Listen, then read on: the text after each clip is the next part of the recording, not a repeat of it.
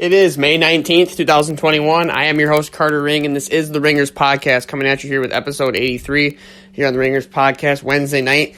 Got NBA playoff games tonight, the play-in games. We got the Lakers and the Warriors at 9 o'clock on ESPN. Not really nervous about this game. I have supreme confidence in the Los Angeles Lakers tonight. I just think that, Steph Curry is unbelievable in what he's done this season, and he's had a great season.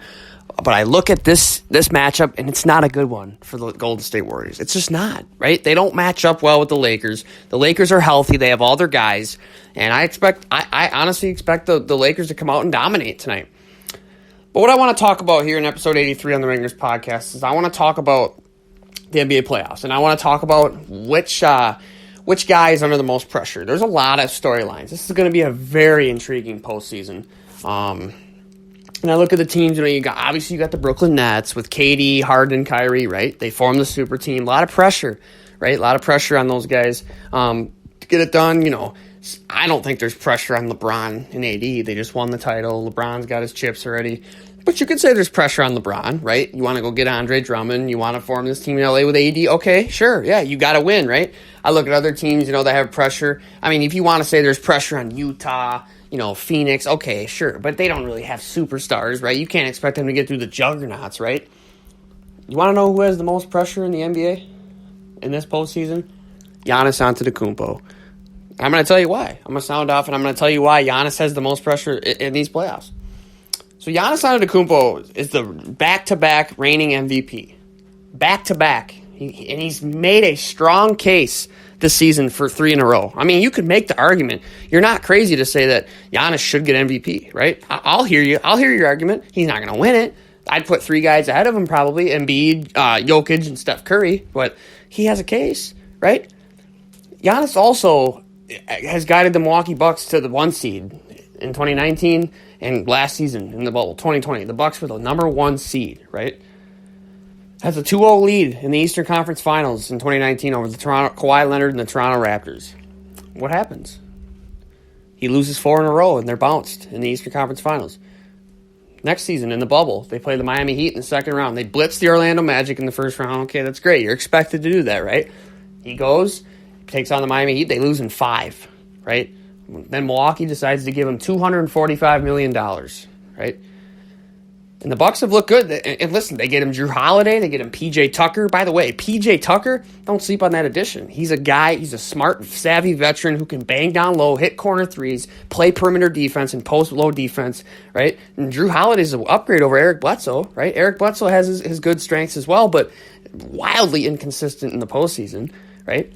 And I look at this and I say, the Bucks they've gotten you pieces, right? Drew Holiday, you got Chris Middleton, you got, Brook Lopez, and you got PJ Tucker, and now you got, your surrounding cast, right? And it's the Bucks. I mean, they're kind of like the Packers. They're just a team that can't get all these players, right? There's a salary cap. You can't just go out and get everybody, right? But Giannis deserves this kind of criticism. He deserves the expectations. When you win back-to-back MVPs and you get that large of a max contract, you have to produce, right? There's no reason why the Bucks can't get to the conference finals this year. There's competition. I see the Philadelphia 76ers and obviously the Brooklyn Nets, right?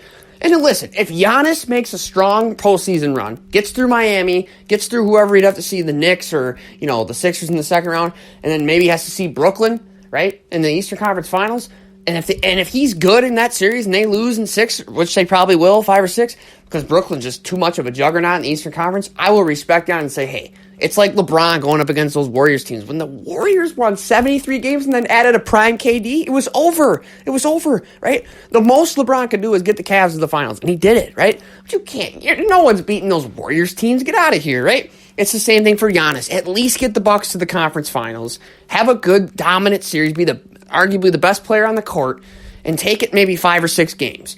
And if you're dominant enough, maybe 7, right? Milwaukee, no one's beating Brooklyn. Brooklyn's coming out of the East, let's face it, right? They're getting James Harden back, and you see it with Brooklyn. Mike D'Antoni, he's running the show. Steve Nash, I respect what he's done, but let's be honest. Mike D'Antoni is running that show with James Harden. He knows him, right?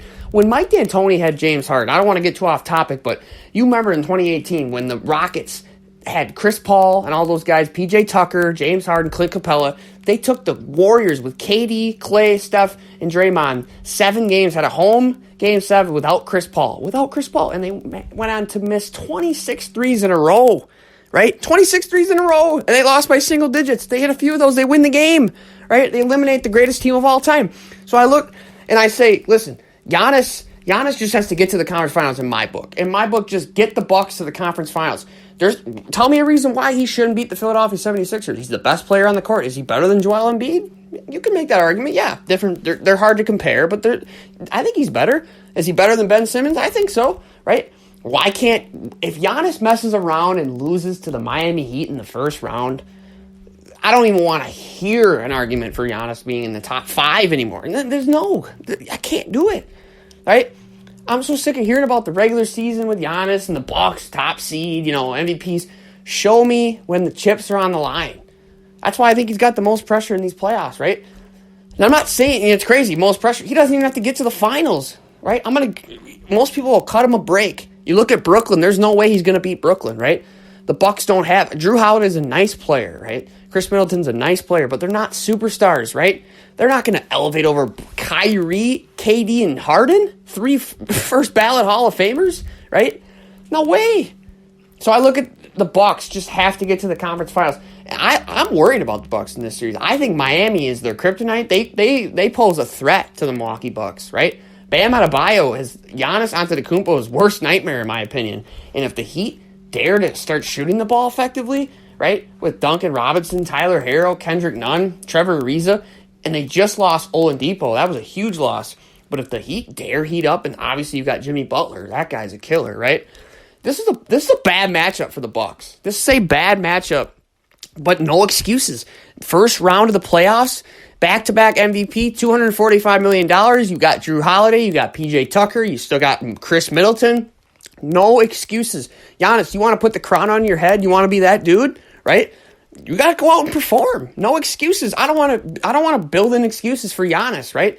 Are you going to build them for LeBron or AD or KD or Harden? No.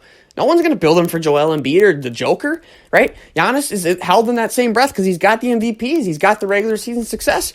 Show me when it matters most. Show me in the playoffs. Go out and get revenge these next couple weeks against the Miami Heat and dominate the series, right? Show Bam Adebayo who's the boss, right? That's what Giannis has to do, and that's why I think he's under the most pressure in these playoffs, right? I could go down the list of players that are under pressure, right? Joel Embiid hasn't got past the second round yet. Arguably the MVP of the league, right? Nikola Jokic, without Jamal Murray, probably going to win the MVP. The Joker, he's under pressure to lead that team to at least the second round, right? There's other guys under pressure. Obviously Kevin Durant, but I give him the benefit of the doubt. He's still coming off 18 months off the Achilles injury, right? Giannis has no injury. He's got his money. He's got his group. There's no excuse for Giannis Antetokounmpo. He has to win the series against Miami, and he has to make a deep playoff push. I'm benefiting him the doubt. They're not going to beat Brooklyn. If he was to beat Brooklyn, oh boy, that's a whole other discussion, but that's not going to happen, right? So I listen, these playoffs are going to be very intriguing, and I think Giannis Antetokounmpo, he's got to go out and perform, right? And it's not going to happen if the Bucks players don't step up. This isn't all about Giannis, right? It's not a one-team game, right? You look at, Chris Middleton. He's got to be effective, right? Jrue Holiday's got to do something in the playoffs, right? What if Jrue Holiday pulls an Eric Bledsoe? I keep hearing these Bucks fans saying Jrue Holiday's the difference. He's the difference. Well, we're about to find out. We're going to find out because playoffs changes guys, right? Guys get tense. They get sweaty. It's a psychological game. Others are different, right? LeBron is different in the postseason. KD's different in the postseason. These guys are built for this, right? Giannis should be in that category, right? You want to talk about him being the best player in the world? Show me when it counts. Show me when it counts, bro. That's when it counts, right? Giannis has to go out and prove it, man. And listen, people think I'm a Giannis hater. I'm not. But I'm critical on Giannis, and when I hear people say stuff like Giannis is the best player in the world, it's garbage. It's a garbage take. The guy's never been to an NBA Finals, and he's had the number 1 seed 2 years in a row and an MVP trophy in his hands, and he can't get to the NBA Finals, right? LeBron gets crucified for losing to the greatest team of all time, right? In the finals, Golden State, right? took bum Cavs teams to the finals. Got to keep the same energy, right? It's amazing how you don't want to keep the same energy, right? You have to, right? So if Giannis Antetokounmpo, if he goes out and performs and takes the Bucks deep into the postseason and runs into Brooklyn and says, hey, I gave it all I had. I can't beat this Nets team. Be like, I hear you. I feel you, man. Like, the Nets are just that good, right? So a lot of storylines in these NBA playoffs. I'm going to be talking about these playoffs a lot here on the Ringers podcast. I've been away for a while. I've had a lot of stuff going on. But I'm going to get busy talking about some more NFL stuff. I'm going to talk about teams that had the best drafts. I'm going to go over draft stuff, even though it's 3 weeks in now. Since the draft, I'm going to talk a lot of NBA playoffs. NFL schedule came out last week. I'm going to talk about 3 intriguing matchups for the 2021 season. Very excited to get back here on the Ringers podcast. Playoffs are just getting started, and I cannot wait to see these intriguing matchups. Thank you so much for listening. I'll see you soon.